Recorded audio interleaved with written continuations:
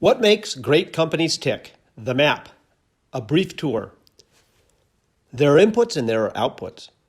The inputs define the path, how you get there. The outputs define the destination. They define what a great company is. The inputs unfold in stages. Stage 1, Stage 2, Stage 3, Stage 4. Disciplined people, disciplined thought, disciplined action, building greatness to last. Stage 1, disciplined people, begins with cultivate level 5 leadership. Cultivate getting the type of leaders and becoming the type of leader who leads in a spirit of a service to a cause and does so with personal humility and indomitable will. And then practice first 2, then what? Get the right people on the bus and then figure out where to drive it. With the right people in place, that sets you up for Stage 2, disciplined thought. First, you embrace the genius of and reject the tyranny of or. You look for how you can have purpose and profits, long-term and short-term, execution and innovation, and so forth. The genius of and then sets you up for confront the brutal facts. To do so within the context of the Stockdale paradox, confront the brutal facts and retain unwavering faith that you can and you will prevail in the end. And finally, in disciplined thought, clarify a hedgehog concept. Make a series of disciplined decisions consistent with what you are passionate about, what you can be the best in the world at, and what drives your economic engine.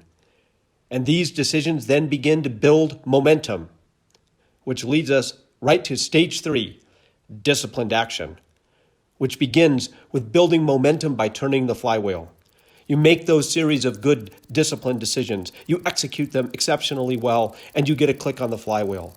But you keep pushing, and you eventually accumulate a series of good decisions over a very long period of time that add up to compounding momentum, the flywheel effect. And then you hit breakthrough with 20-mile march discipline, the relentless discipline to hit self-imposed performance markers, not just for years, but for decades. And then finally, you renew and extend that flywheel by firing bullets, then cannonballs. Fire bullets to get empirical validation of new ideas that they will work, and then convert them into a big cannonball to scale them up. Stages 1, 2, and 3 all have the word discipline, because discipline is the backbone of any truly great performer. Disciplined people who engage in disciplined thought and who take disciplined action. And this leads you to truly great results. But to make that last, we need to go to Stage 4, building greatness to last, which begins with the principle, practice productive paranoia. Don't die. The only mistakes you can learn from are those that you survive. And understand the 5 stages of decline from How the Mighty Fall so that you can stay out of them.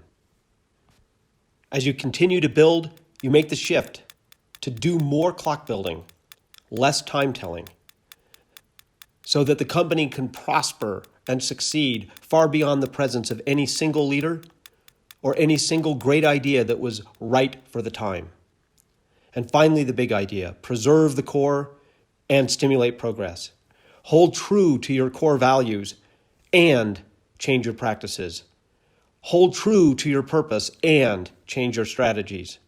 And along the way, set BHAGs, big, hairy, audacious goals to stimulate progress. Finally, at the end of the input principles, we have a 10x multiplier.